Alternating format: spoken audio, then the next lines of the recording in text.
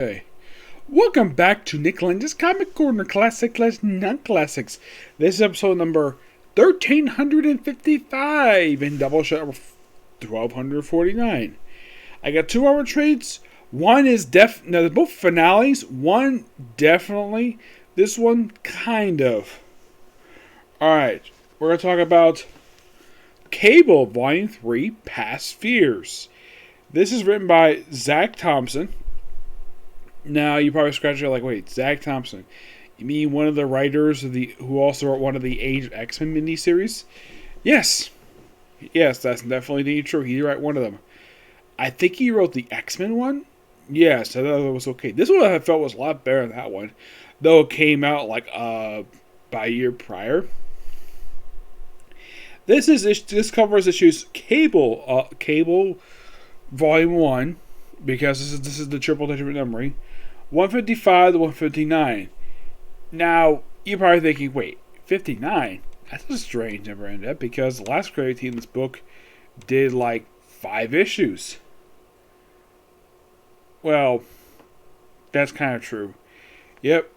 Mostly put for this one, it's a series of standalone stories in a way, with the first part, basically, it's 5 loosely connected issues. It's a plot thread involving Cable's technovirus that had been basically infecting him over various parts of his life. Now, the first part of the storyline is in present day, and so is the final part of the storyline.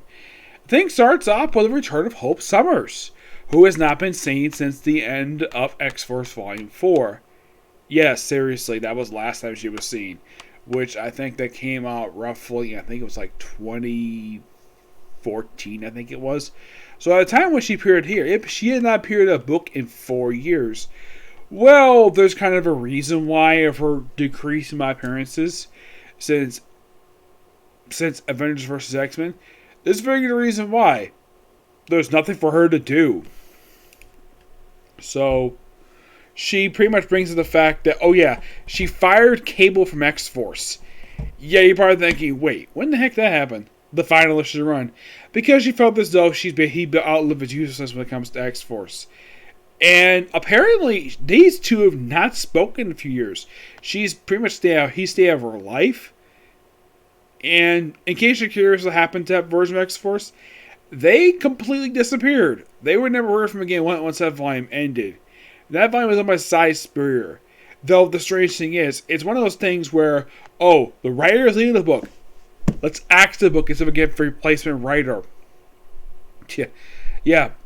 Marvel is not the only one with that stupid policy. DC does the same damn thing too. If they just don't bother to find a new writer, just axe the book because, oh, let's end the book here because we want to get a very weird number. Yeah, that volume for X-Force lasted 15 issues. 15, really. By the way, these issues, if you count them as far by numbering from Volume 3, it is only 16 issues. Well, basically, this is the 10th. Technically, for this numbering, it's like issues like, I think it's like 6 through 10. Yeah, this is very short. Now, there's kind of a good reason for that, because, apparently, even though that, yes, this was a fan of demand, that we had to go back to the Marvel Legacy stuff, wasn't a big profit for Marvel. The only books basically actually helped. It actually lasted more than 1-2 story arcs was Amazing Spider-Man, Venom, and Avengers. Yeah, these 3 are the only ones completely unaffected by it. So Marvel had to do the stupid relaunch numbering thing the following year, which, yeah, that was still stupid. Everybody hated the whole relaunch. The whole thing relaunch number 1. But the book's been good. Not a single bad book because, well, that's the way it is.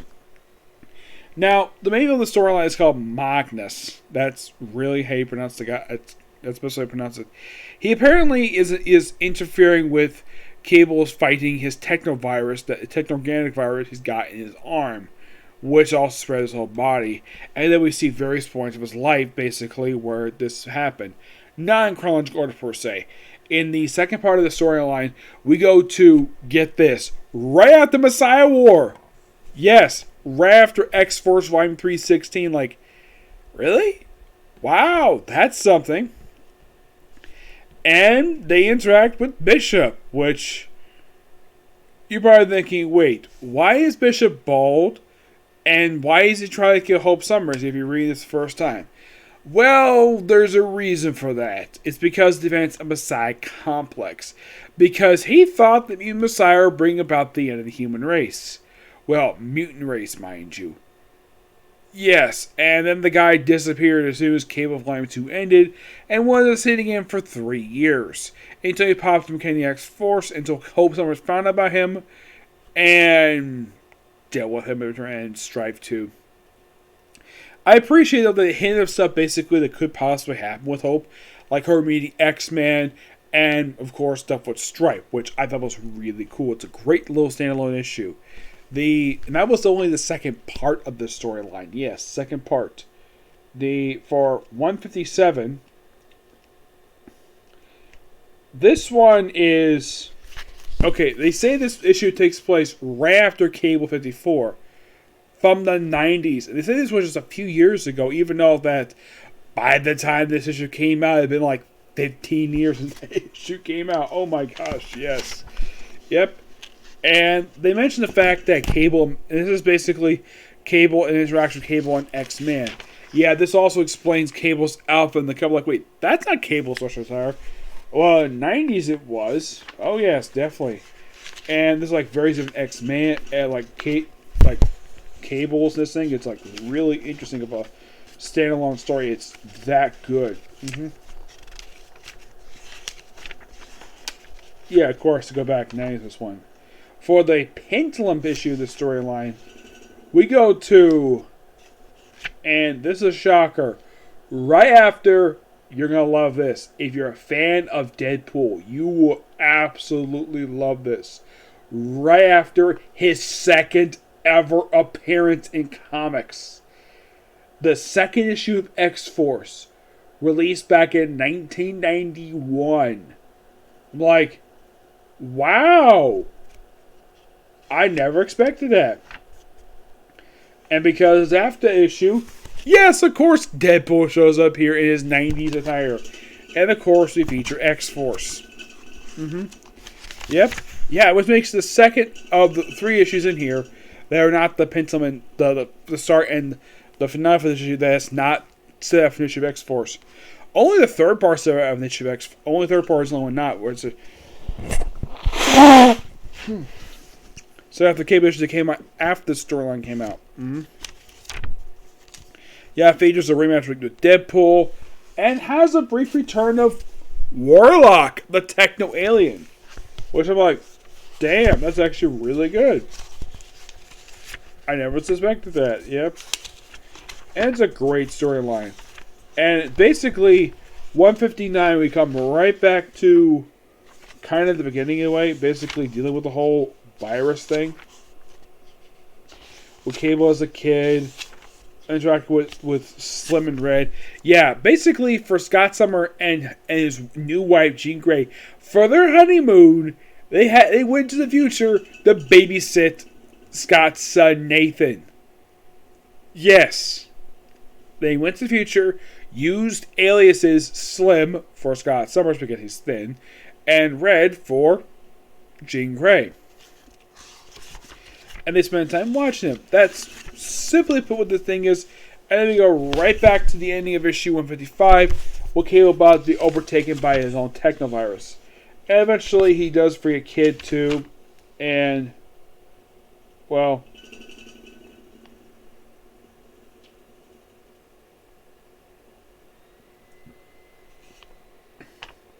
yeah, it says basically absorb his virus, then you help me purge him from my body. Once before, it almost killed me. Cable 100. Wow. Yeah, toward the end of the volume that came out in 2002. Yeah, this was like 7 issues just before. This is 8 issues. This is basically toward the end of that particular run. Before it was relaunched as Soldier X, which, by the way, Marvel counts Soldier X as part of the Cable numbering. This was really good. I thoroughly enjoyed this.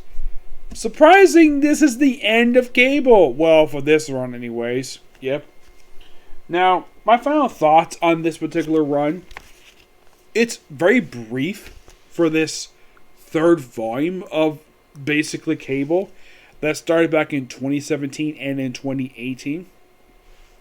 Overall, if you include the numbering as part of the actual kind of sort of the number for these issues, this book only lasted for a good 15 issues. Excuse me, which makes this the shortest Cable run to date. Yeah, the shortest. This is a little bit shorter than the last Flame Cable. Oh, and here's something interesting though. At the time this book came out, Cable had not had a solo book since 2010. Yeah, that was by Darwin Schultz. Now, he wrote all 24 issues of that run. Not the case of this run. It's like go back to the 90s, having multiple creative teams in the book for no explained reason. Like first here, we have James Robinson on this book. Yes, James Robinson. And then he leaves after only doing the opening story arc. As far as I know, this was actually one of the two books he was working at the time when he left. The other was Nick Fury. That book got canceled after 5 issues, presumably due to low sales. This book, Marvel kept going. First one, new creative team, Ed Bronson. Now, New Mutants is, I should point out though, still, it's a great storyline. Yep. Bronson was a great breath of it. Now they get James Robinson. I think he did an okay job with the book. He wrote Cable perfectly fine. Except the book wasn't that exciting. That was the problem. Because if you read his other books that Marvel, like Squadron Supreme, Scarlet Witch, Fantastic Four, the Amazing Family Business one-shot, that was actually really good. Armor Wars was really good. Age of Ultron vs. Marvel Zombies, fantastic. The Nick Fury book, despite being very brief, was actually really good. Out of all James Robinson's books, this is by far his weakest book to date that he did for Marvel. Yeah, that was one of the weakest ones that he did. That was also one of the last books he did. This book, okay, great story. I kind of wish he would have stayed. Nope. We had to change the creative team after just one story arc. Heck, change the artist too. Yeah, this book has got new artists as well. Yeah, though it's got one artist on it. You got 2 writers, Zach Thompson and Lenny Neder. The artwork is done by German Peritia. I think it's pronounced, yes. But this book is good. Give this book roughly a 9.5 out of 10. Really good. I love it. I kind of wish the book continued. Well, the only bad thing was the fact that, the next time Cable was seen was Extermination, where he got killed by a kid version of himself. Anybody thinking, what?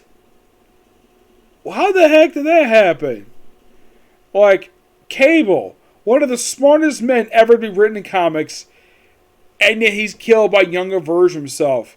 The reason that kid Cable killed, and that's what a lot of people call him, well, in the book he said he outlived his usefulness.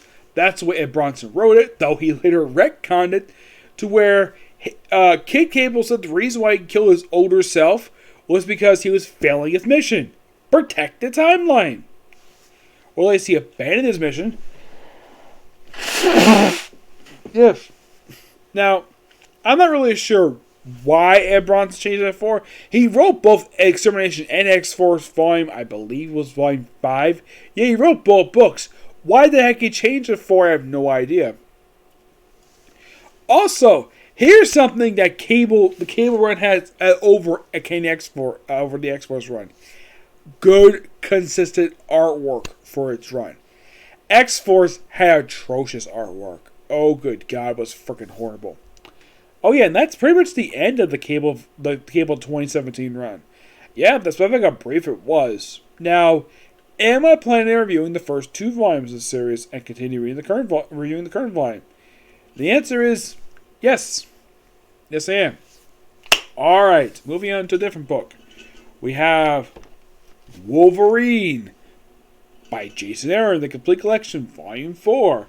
This collects Wolverine, Volume 4, issues number 10 through 20, and 300 304. Yeah, this is actually the end of Jason Aaron's brief run on the Wolverine ongoing series. Not the end of Jason Aaron Time, but right at the Wolverine, mind you, just on the ongoing series itself. Yeah, there's actually about 3 or 4 different stories here. The first up is Wolverine's Revenge. Yep, that takes up issues 10 to 14. And then you have Wolverine No More and then Wolverine Forever. These issues kind of in a way conclude the storyline that was started back in issue 1 with Wolverine versus the Red Light Hand. Though it ends up basically that they trick him into killing his own children. Yeah, that's what Jason wrote in here. I'm not really sure why, but that's what it is. Also, he never got a chance to kill the Red Right Hand because the leaders commit mass suicide because they all hated Wolverine for some reason. Like, this is a good run. Nothing wrong with that. It's just that, well, the leaders of Red Right Hand committing mass suicide, that was the only thing that was really a letdown. Though here's an interesting thing. If you read the end of 16, like, this, you probably think is so interesting to see this. Let's see. It's called Wolverine Forever, which that's kind of in the way the end of this era. Well, end of this arc with Red Right Hand, which is a really good story arc. Yep.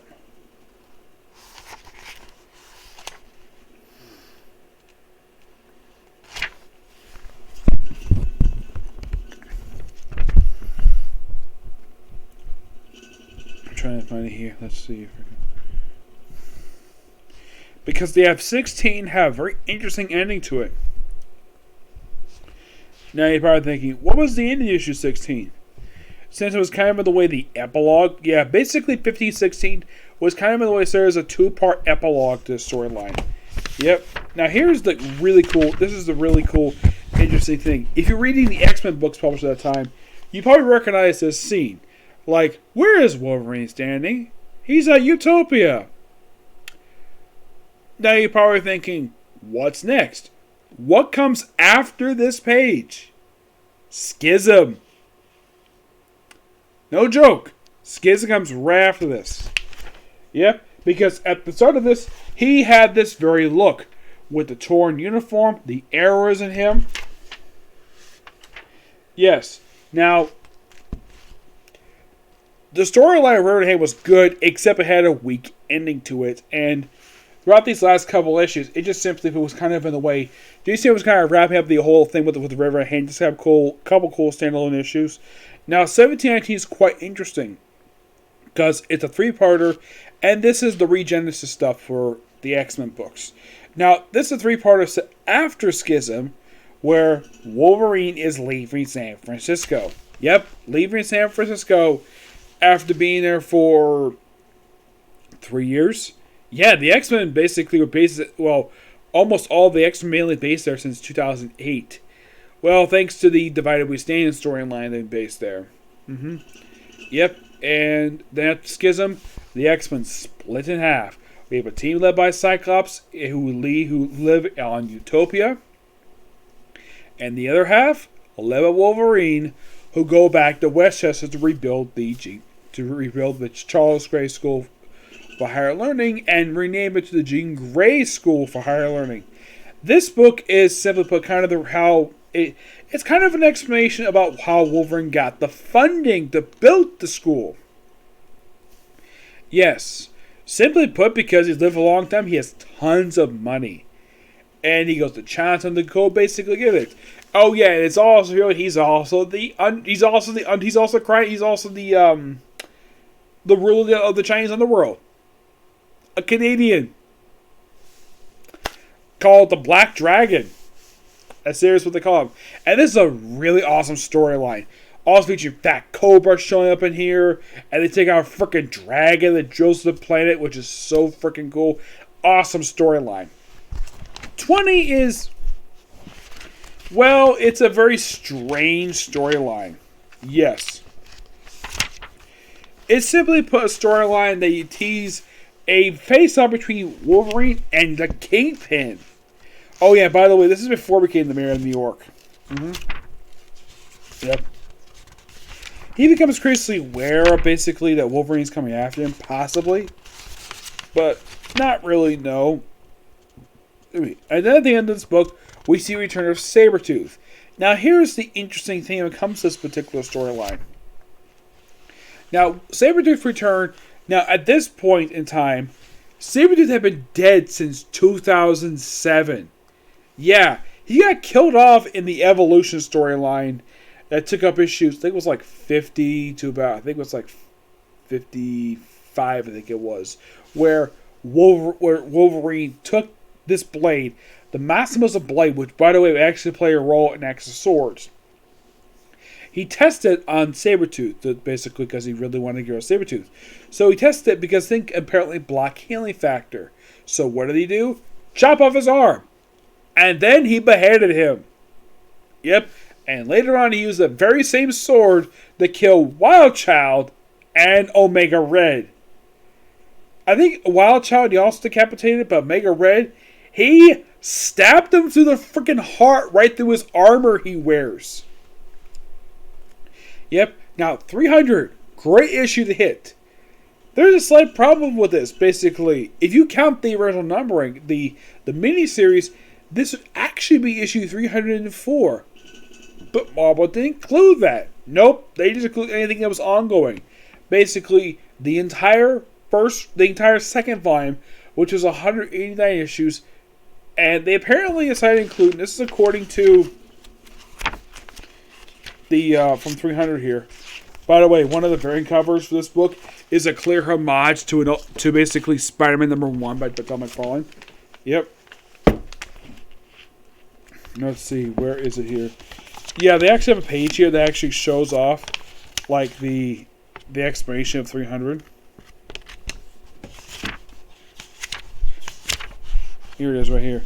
Yeah, here it is. The cover gallery of all 300 issues of Wolverine.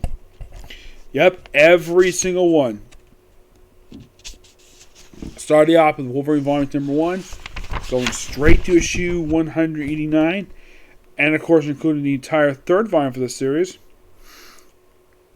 Oh yeah, by the way, if you look right here, that's the Evolution storyline of Wolverine vs. Sabretooth. Yes. It includes Old Man Logan. Yep, and this is quite a surprise here. Like, they apparently decided to include, as part of this numbering, they included Wolverine Weapon X as part of this numbering. Yes, Wolverine Weapon X. It's a spin-off series. Yeah. They included that part of numbering. All 16 issues. And of course, they included the entire third volume of Wolverine up until this very issue. Well, fourth volume of the series. Yep, and that's all the covers. Now, 300 to 304 is called Back to Japan. Yes, Wolverine goes to Japan to do with stuff, and he runs into the new Silver Samurai. Yes. Now, the new Silver Samurai is the son of the original Silver Samurai. Yep. Now, Wolverine first meets him. He's like, you can't just put on a suit of armor and claim you're a samurai. You have to basically go through, like, training. Yep.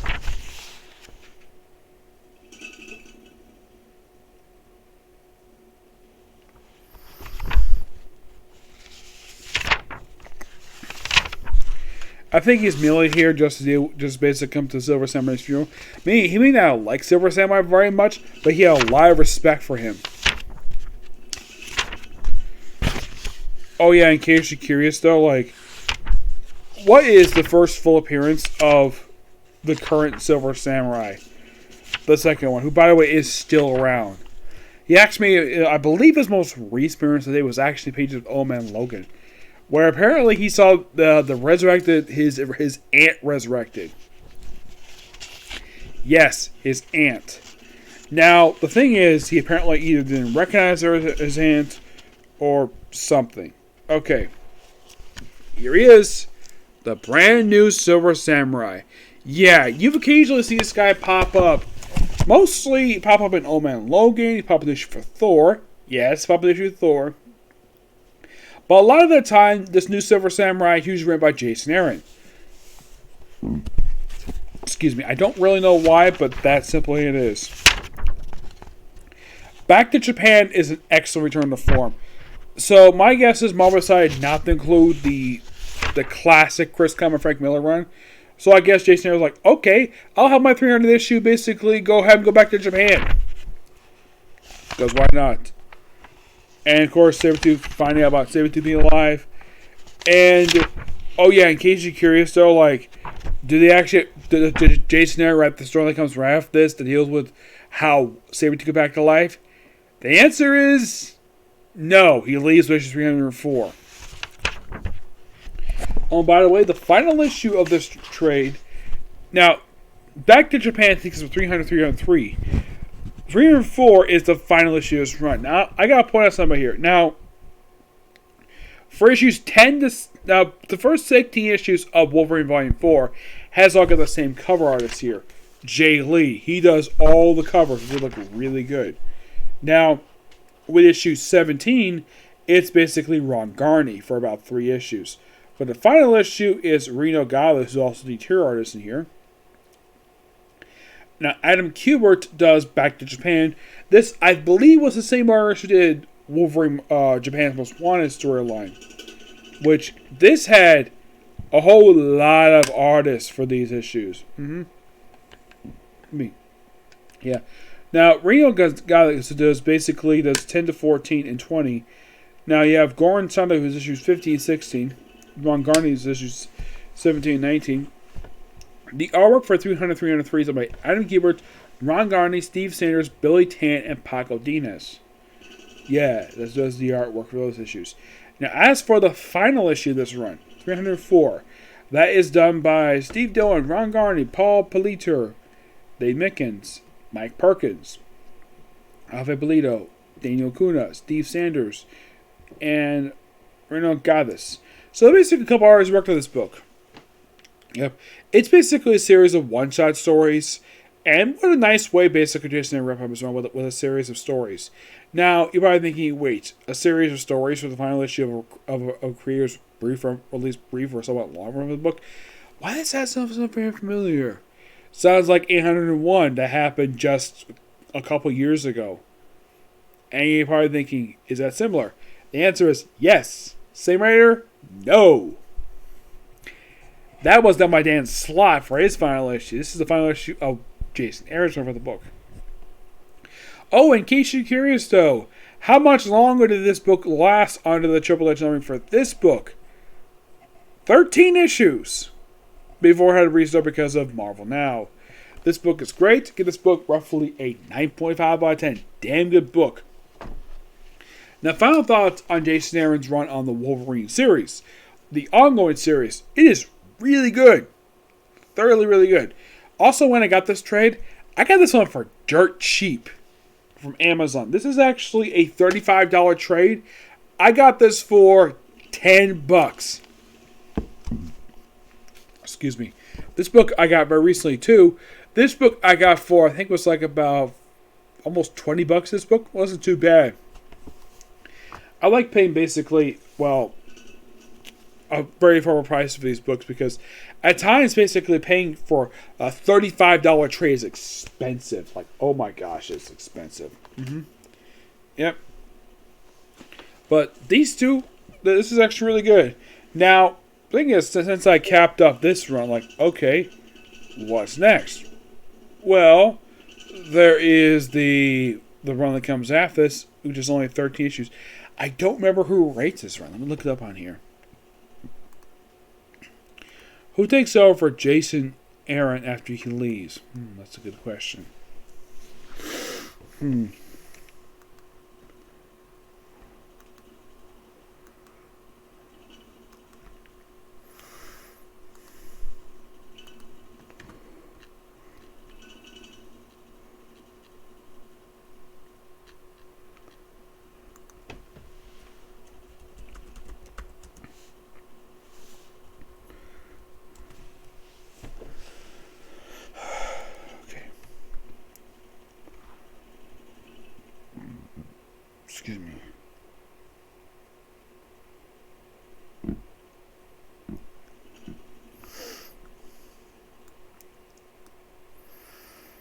Okay, the writer for the remaining issues was Colin Bunn and Jeff Loeb.